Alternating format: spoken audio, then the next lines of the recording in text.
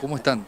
Muy bien, yo diría un saludo a toda la audiencia, un placer de compartir con ustedes también esta previa a este Día de la Memoria, que para el pueblo argentino en general, porque muy pocos son los que no quieren que este día se recuerde como día muy trágico para la historia argentina, uno de los peores, digamos, de la historia de la Argentina, así que por lo tanto nosotros que hemos compartido, hemos vivido una etapa muy dura, muy difícil, de persecución por haber sido dirigentes y por haber estado trabajando en la formación y capacitación de campesinos, de hacheros, de peones rurales, de formación de cooperativas, etcétera.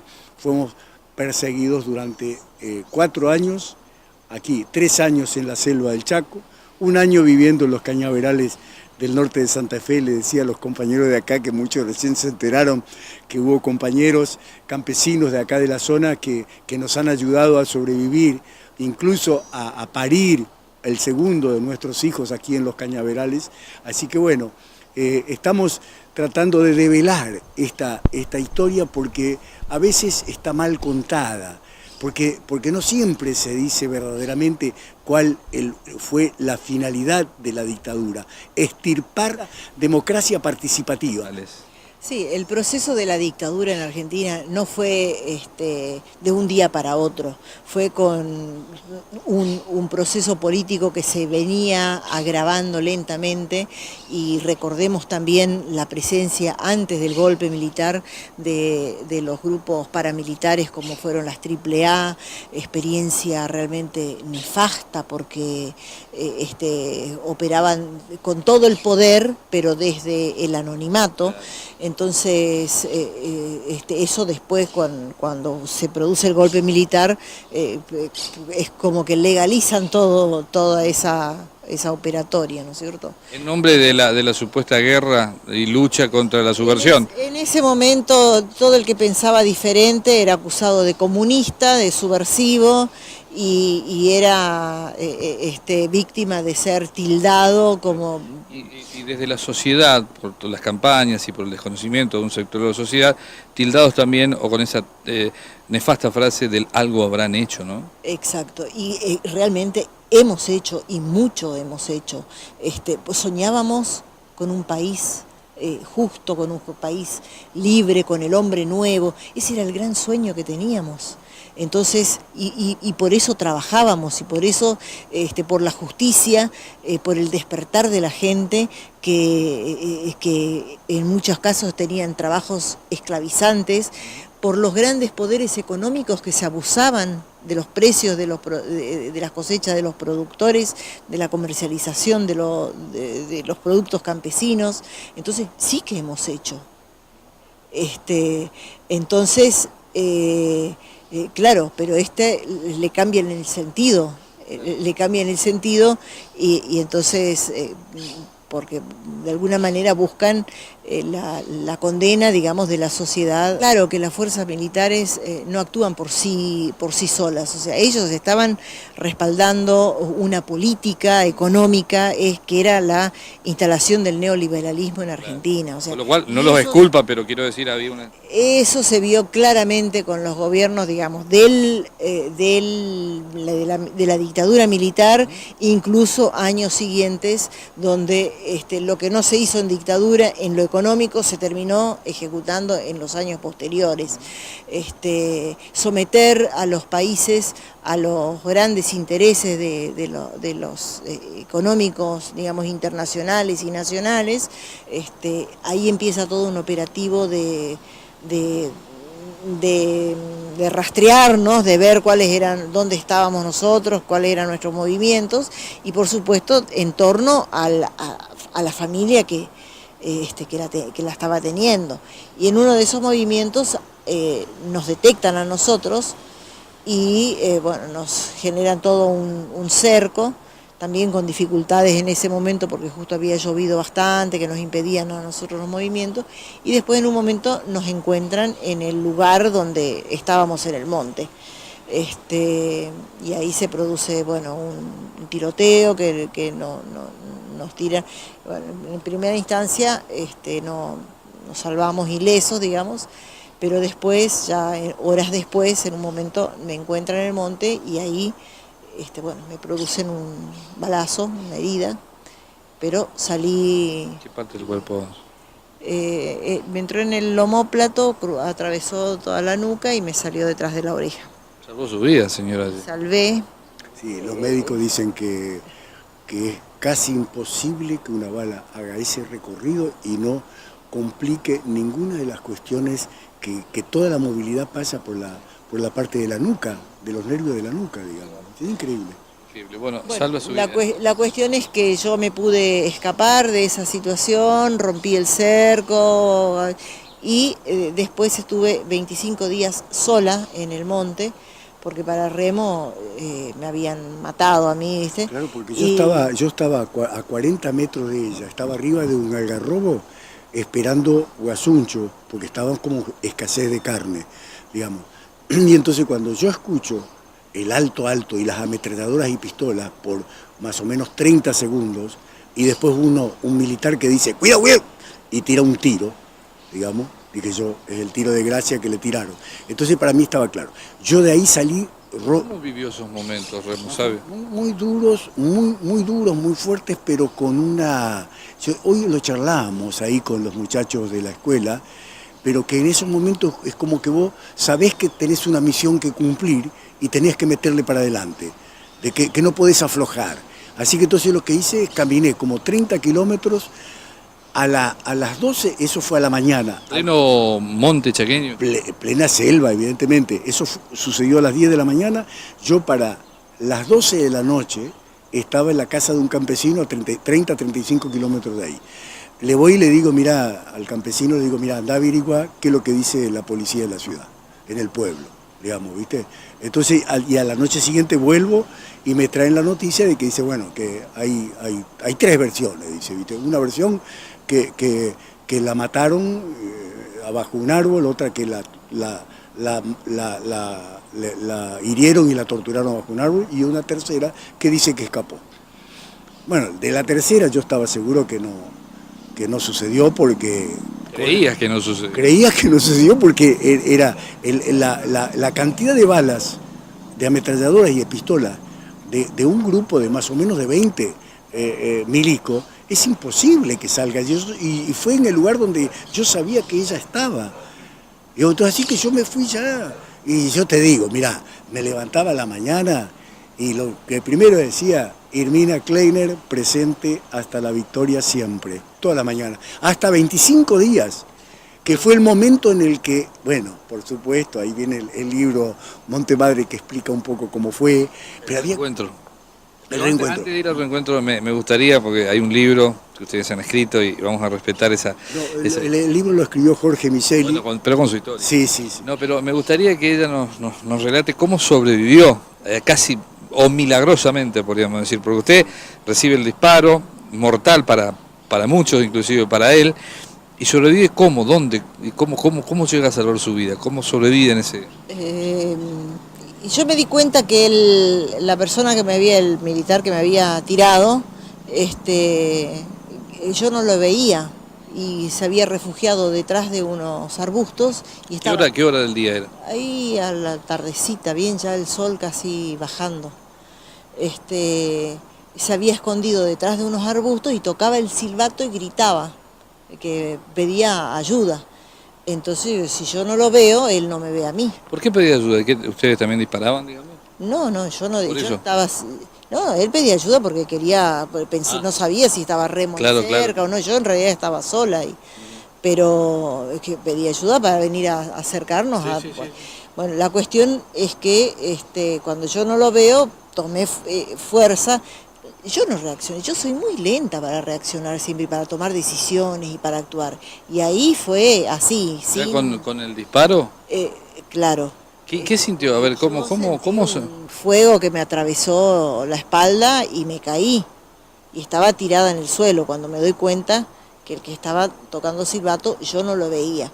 Entonces ahí inmediatamente, si yo no lo veo, él no me ve a mí. fue levantarme y seguir corriendo. Y saqué del bolsito que tenía una toallita, me lié por el cuello para no dejar rastro de sangre, hago un rodeo, me vuelvo a encontrar con otros dos que me vuelven a tirar, pero menos mal no me acertaron, pero hago como un rodeo, entrando hacia el monte y volviendo a salir, esquivando a esas personas. Fue un despiste. Y bueno, eso me permitió ir hasta a la orilla del monte y salir del monte, ahí, al toque. Salgo del monte y entro en un pequeño sorgal que había muy bajito, casi... Ya de noche, ¿no? No, todavía era de día, pero yo jugaba que ya la noche se venía. Entonces, arrastrándome hasta un buen tramo hacia adentro, y ahí me acosté y me quedé quieta. Y ya cuando se hizo la noche... Gravemente herida, hay que decir. ¿Sentía dolor, mucho dolor o no? Sí, bastante dolor, sobre todo cuando me tenía que agachar para cruzar un alambrado, algo sentía, mucho dolor en la espalda, en la nuca. Y después así, ¿cómo llega la sobrevida? Y de ahí me fui retirando de esa zona, retirando, hasta quería llegar a un lugar donde con Remo teníamos un poco de alimentos guardados. Que habíamos enterrado en una lata de leche nido, un poquito de polenta, un poquito de arroz, un poquito de aceite, un poquito de harina. Bueno, y con eso pasé una semana, sin ir a la casa de ningún campesino. ¿No tenía el proyectil dentro del cuerpo? ¿O todo? No, fue había pasado. Edificio de salida, sí. Esto, digamos que pudo haber ayudado dentro de todo. Sí, totalmente. Bueno, se pudo alimentar, con lo básico al menos. Sí, por lo menos tampoco no tenía mucha hambre de comer ni nada, pero bueno, pasé una semana con eso hasta que... ¿Escondida dentro del...? Iba cambiando dentro del monte, dentro de algún girasolar, iba cambiándome de lugar porque era como que me sentía muy insegura en todos los lugares. Porque había una movilización de más de 500 militares, rastreándonos a nosotros dos. Únicamente a ustedes. Únicamente a nosotros dos. Y al cabo de una semana, bueno, ya por necesidad, porque no se me terminaba lo que tenía para comer, llego a la casa de un obrero rural y bueno, le cuento todo lo que pasó y toda mi situación, y ahí me reabastezco de mercaderías para seguir tirando. Y después llegan los 25 días más o menos donde se reencuentra con don Remo. Y ahí cuando nos encontramos con Remo, la primera noticia que le tuve que dar era que estaba otra vez embarazada. ¿Cuándo se entera usted que ella estaba viva? No, para mí estaba seguro que ella estaba muerta. Pero antes del reencuentro. No, lo que pasa es que yo, como de alguna manera yo tenía que encontrarme con los otros dos compañeros para que no anden por los caminos, por los riesgos que significaba, pensando de que ellos no sabían lo que había sucedido con nosotros y los militares, digamos, entonces lo que hice es nosotros teníamos buzones para conectarnos cada uno, individualmente. Estratégicamente ubicado para conectarnos.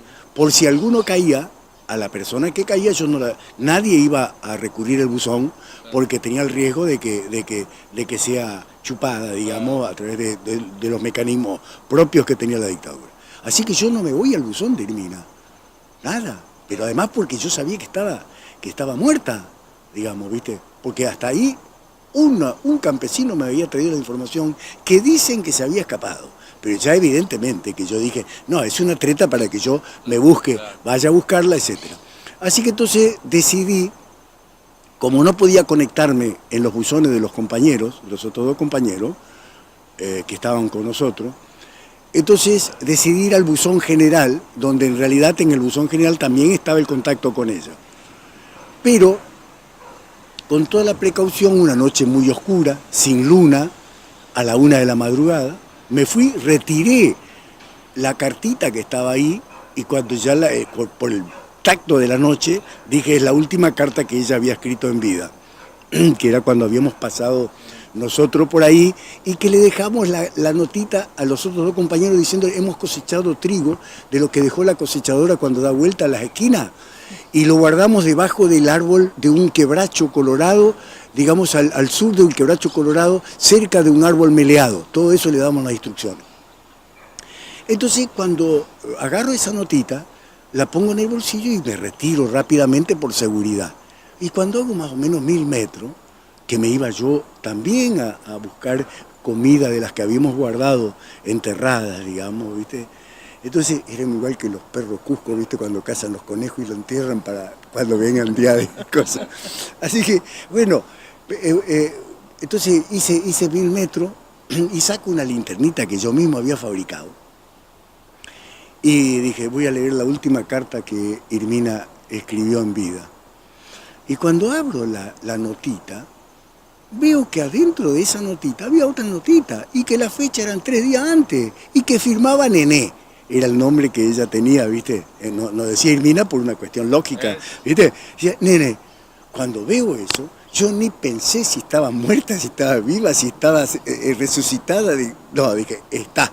Y todavía me decía, estoy a 50 metros al norte del árbol meleado, que era un árbol de algarrobo que le habíamos sacado miel, digamos, para alimentarnos, digamos, ¿viste?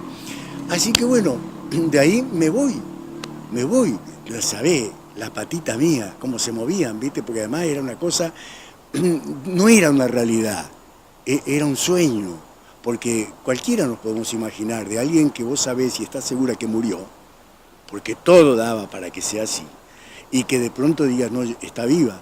Ni pensé en tretas de los militares, nada. ¿Viste? Campo traviesa con lo que... Campo travieso a bosque travieso.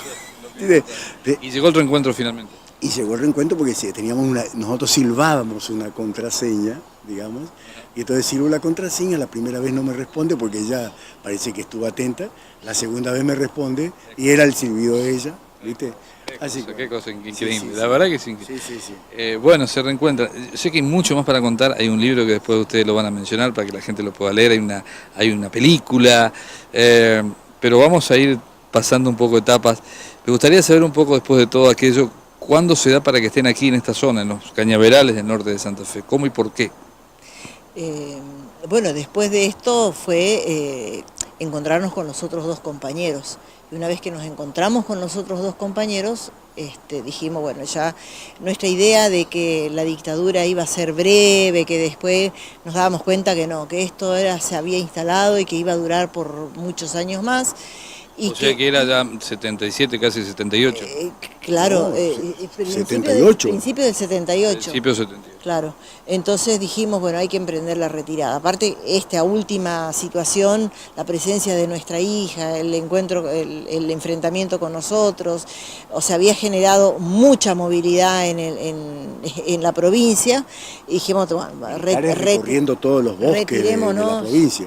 Retirémonos y vayamos a buscar nuevos horizontes, otros contactos que nos abran tal vez otras alternativas. Y bueno, y surgió la idea sabíamos que estaba embarazada nuevamente, entonces queríamos algo más seguro. Vayamos para el norte de Santa Fe. ¿Y cómo vamos a ir? Y caminando con lo que tenemos, ¿viste? O sea, era lo único que teníamos, caminar. Nos regalaron zapallo, calabaza, choclo, todos los campesinos para que hagamos la travesía, así que te imaginas. Y un campesino, ¿vos creés? Un campesino pobre le da al abogado, porque el abogado le había hecho trámites, viste, que le habían jodido con la tierra, etcétera, le da un billete de 10.000 pesos, esos colorados, para el viaje. Así que bueno, así con esos 10.000 pesos, con los zapallos los secamos todo al sol para hacerlo livianito porque nos podíamos cargar, porque si no, te imaginas, teníamos que hacer 15 kilómetros por día por bosque, por monte. Y vinieron por acá, por atrás, por lo que se conoce. Y cruzando, o sea, orientándonos por las estrellas y por y por el mapa que habíamos dibujado, porque habíamos ido a la escuela y teníamos idea más o menos cómo era el mapa del Chaco y de Santa Fe, dibujamos el mapa y tomamos más o menos... Hay la zona de las Mercedes, límite entre Santa Fe, las Mercedes Chaco, límite cerca de Florencia. Claro, ahí salimos pues, pero para salir ahí cruzamos medio por cerca de Los Amores, por allá, ¿viste? Bueno, fue toda una odisea. ¿Y cuánto tiempo estuvieron para acá? Escribir un libro solamente con eso. Solamente con eso, pero acá en territorio santafesino, en los cañaverales, ¿cuánto tiempo estuvieron? Un año entero. Un año entero. Además, tengo que, a través de la televisión, agradecer a los campesinos, especialmente los de las ligas agrarias, pero los campesinos en general, que fueron muy solidarios. Hace 39 años. Hace 39 años. Sí, nos conseguían la leche para el bebé porque estuvimos con el chico hasta el año de vida, transportándolo con alambre San Martín, había hecho un cerquito así, ¿Ustedes con con bolsa. el bebé que iba a nacer o que nació en... Que nació en los acá? Cañaverales. ¿Y la nena que había nacido en Chaco? ¿Qué pasó? Estaba presa. La nena la llevaron presa desde los 5 meses hasta los 2 años, estuvo en la cárcel. Se la apropiaron. Se estuvo en la cárcel, fue secuestrada y estuvo en la cárcel. Y por suerte... no. ¿Quién la tenía? ¿Un militar como tantas otras No, apropiaciones? en este caso fue, por suerte, las monjas del Instituto Buen Pastor de Corrientes. Como tantas otras apropiaciones Como y- tantas otras. Estuvo a punto de hacerlo, pero después Estuvo en justamente ese intermedio. estuvo casi, pero bueno, que justamente por la directora de este instituto La que directora se del dio instituto cuenta, y además porque y también frenó. el obispo de Saespeña y el obispo de Reconquista, Di Stéfano y Iriarte, dos obispos que han conectado a mi familia y han delatado, como he dicho, Stalik, la hija de Remo Bénica y de Hermina, porque nosotros fuimos dirigentes nacionales de Acción Católica. Pues. Conocido. Bueno, el año acá, y después escuché algo así, me gustaría que nos cuenten, el destino final de irse del país fue España para ustedes. ¿Cómo y cuándo? ¿Y cómo se dio? Acá quiero agradecer a un gran sacerdote amigo que ha colaborado mucho con nosotros, Armando Jacuzzi, que éramos muy amigos porque él fue Falleció asesor. hace poco, Falleció hace 2 años, en Villán. 2 años o 3 años por ahí falleció, que fue a visitarnos en los Cañaverales.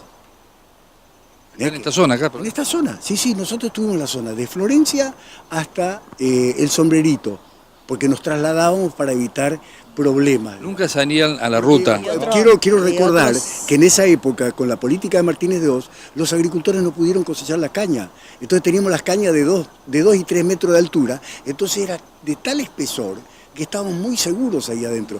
Y además un campesino me había dado la soldadura eléctrica, toda la herrería para que yo ¿Era su fabrique oficio? Sí, era mi oficio. Hice una sonda como para hacer las perforaciones. Cada vez que nos trasladábamos en los cañaverales, mi misión era para las 5 de la tarde tomar mate con el agua que sacábamos de bajo tierra de 4 o de 6 metros, según los lugares de la napa de esta región.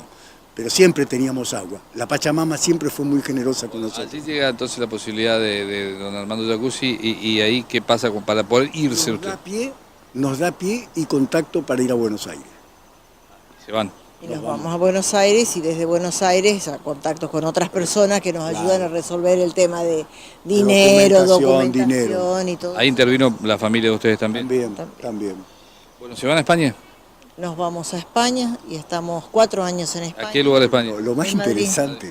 interesante que eso en la película lo van a poder ver, es que nosotros con fotos perseguidos en todas las comisarías del norte del país y para salir de la Argentina para Brasil, la prefectura nos pone a disposición una lancha y un chofer y por supuesto la pagamos, pero nos pasan para el otro lado. Por quién? supuesto que no sabían quiénes éramos.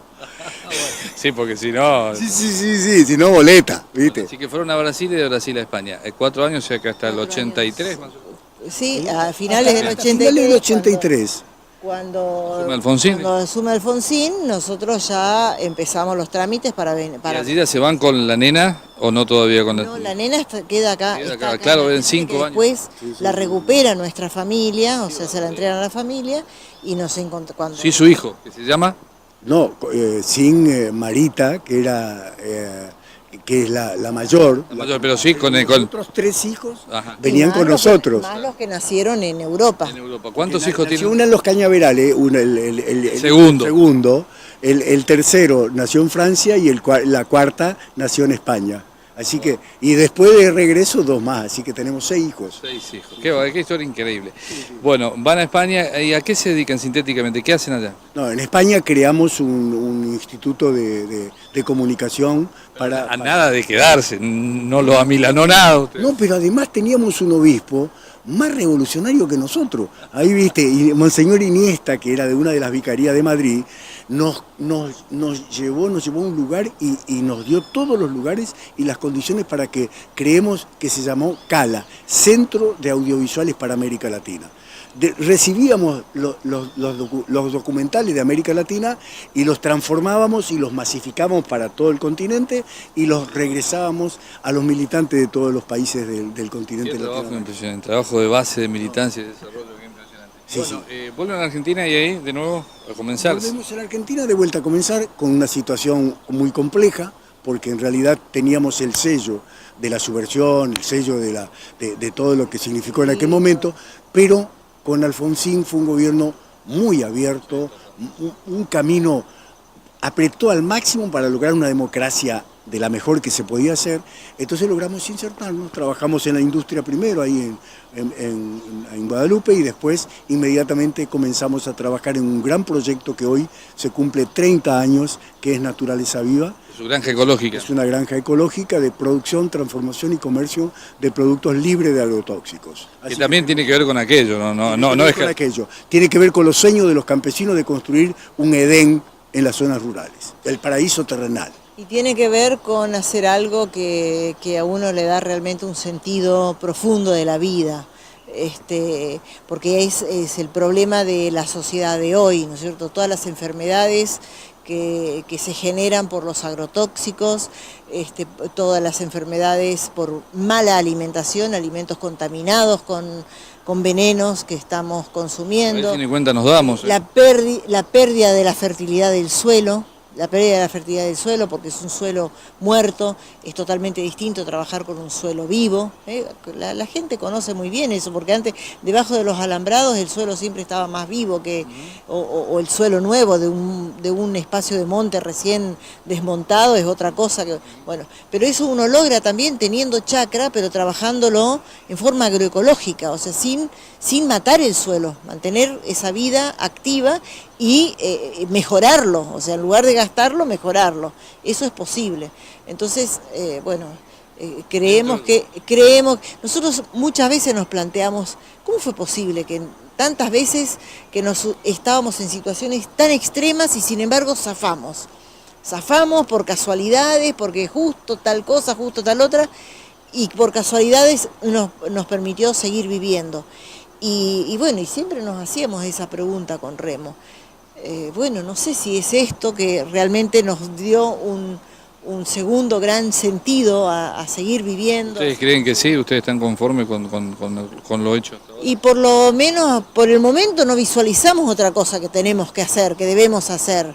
Y sentimos que debemos seguir en lo que estamos haciendo. Bueno, les agradezco enormemente. Ustedes están por la zona norte-norte, están estado en Florencia, aquí en Campo Bardi. Cae la tarde en esta escuela de Campo Bardi y han sido despedidos los alumnos recién porque, bueno, mañana inclusive no hay clases porque los maestros están de paro. Y me gustaría una reflexión de este tiempo, con todo aquello, con todo lo que ustedes lucharon, poniendo el cuero, como se dice, poniendo la cabeza pero el cuero también, al presente, la opinión de los últimos años y de este contexto, de este presente de la Argentina.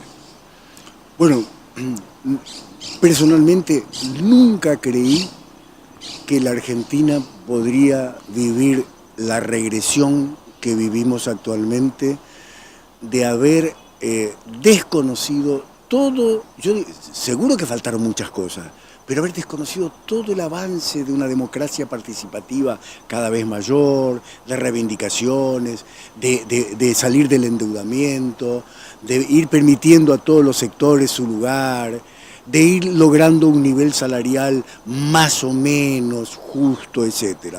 Y a una regresión tal como la que vivimos actualmente, esto era impensable. Yo creí que nunca más, lo digo porque sabíamos que nunca más podía venir una dictadura, pero que vengan procesos neoliberales más trágicos de los que vivimos en el pasado, y estoy hablando de la tragedia del menemismo, digamos también, digamos, Dios mío, yo creo que a nosotros como pueblo argentino nos falta un poco de memoria y nos falta realmente identificar el verdadero papel que nos corresponde como argentinos. Yo creí que ya estamos caminando hacia una sociedad participativa, una sociedad cada vez mejor, con conflictos evidentemente, pero que caminamos hacia eso. Estamos en un momento muy difícil, muy problemático y que va a dejar rastros muy difíciles, muy complejos, muy traumáticos en la historia, porque me pongo en el pellejo de todos los que votaron a esto, porque estamos en un proceso democrático, porque antes el neoliberalismo, todos los gobiernos de derecha, antes subían con las dictaduras, ahora subieron con la democracia.